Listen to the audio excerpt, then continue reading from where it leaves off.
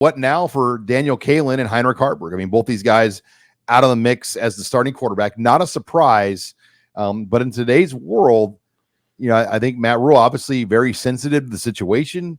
In today's world. But, the one nice thing is you can't just enter the transfer portal the next day. You can't pull a Tristan Gebbia in 2018, literally skip town the next day.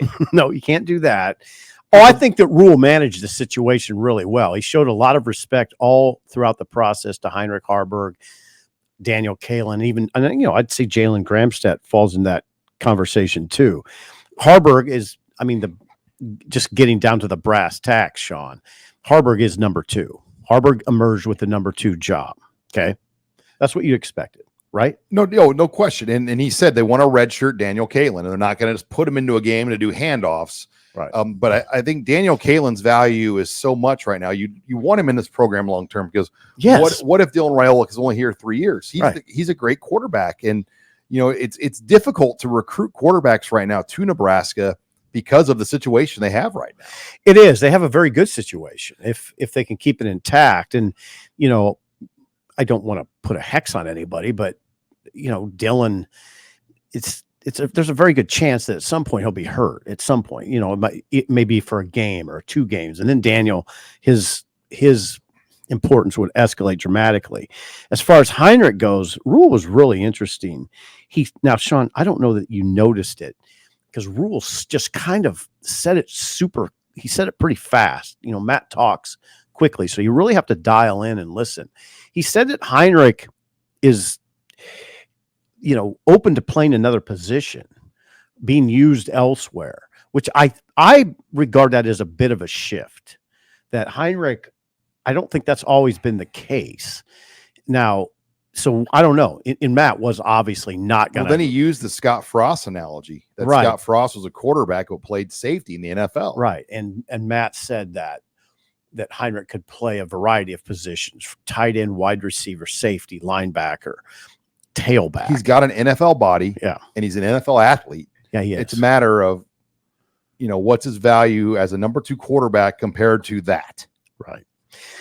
Exactly, Sean. So this conversation is just going to stay interesting. We'll see now that's a complicated discussion with Heinrich because you have to practice at whatever else they have in mind for him. Those are practice reps that get taken away from quarterback. I'm not a huge fan of it, but I understand it with Heinrich because look at him. Just look at him. You're great. Colorado game. You're first and goal on the 7-yard line. Okay, when I need some time here. What time of game is it? Second quarter. First and goal at the 7. Okay, and you're up 10 points. Okay, talk me through this, Vermeil. You're up 10. Let's just say, that's a big lead. You're up at 10, but you want to get up 17, and you want to change it up because your playbook shrinks down quite a bit on a first and goal on the 7. Okay. You see Haarberg come in to run zone read RPO, run packages to score. Dylan's out of the game. Or you keep them both out there kind of as a decoy. Who's taking the snap in that situation? Well, you could have Haarberg, like he was at Minnesota, play like a H-backish type role, or Raiola shift out and then Haarberg go. There's a lot of things they can do here. Okay, I'll not be a curmudgeon on this and keep an open mind. Don't be a grump. It's Friday, right? I won't be. My inclination is to be a grump. I'm going to get you a zip line out of the fridge if you're too grumpy. My inclination is to play devil's advocate, but I'll keep an open mind on this. If only because Rule dropped in that Heinrich's open to all of that. So we'll see what happens there. But yeah, and how much? Okay, but if you did do that, how much do you have to rep that? Because they're probably not repping a lot of zone read type plays and stuff anymore. Right, Sean. That's precisely what I mean. And guess where a lot of those fumbles over the years have happened in the exchanges on those plays. Right. Exactly. When you have to pull it out of a guy's belly. That's a really tough play because you literally the guy. You literally let the guy run at the ball, then you pull it out of his stomach. And it's a turnover machine if you don't manage it right. Now you're sounding more like the curmudgeon. I'm a grump now. Which is welcome development. Now here's along the lines of this conversation. Rule said, now again, he was fabulous again today. He gave me so much fodder for a column. He said, we're not going to play this year out of fear. Okay. We're not going to play like what if this goes wrong? Like what Sean Callahan's suggesting here. What if the handoff's not executed well? He said, I know sometimes that's the way people think, but we made a decision this year that we're going to attack.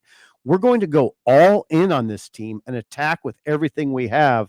And Heinrich's a big part of that. Now tell me that doesn't intrigue you. I mean, he really likes this team. And those comments are really thought-provoking. They're provocative comments. We're going all in. No fear.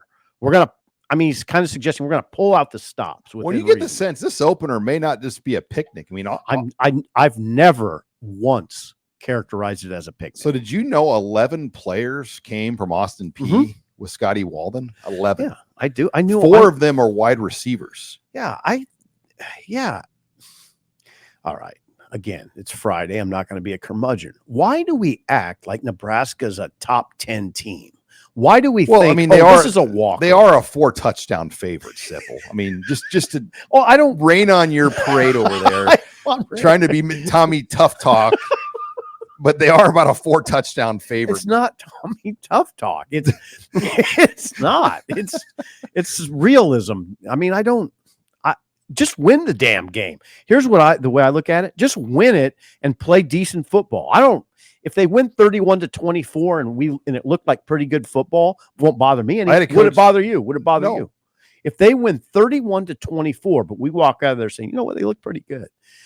That's fine with me. Austin P last year gave Tennessee all they can handle too. So, I mean, Scotty Walden will have them ready, but you're a big Walden fan, aren't you? I like Scotty. Yeah. I hope we get to say hi to him at least. Yeah, you about have to. You about have to. If we get, I'm sure, he's just grew up loving Eric Crouch. Yeah.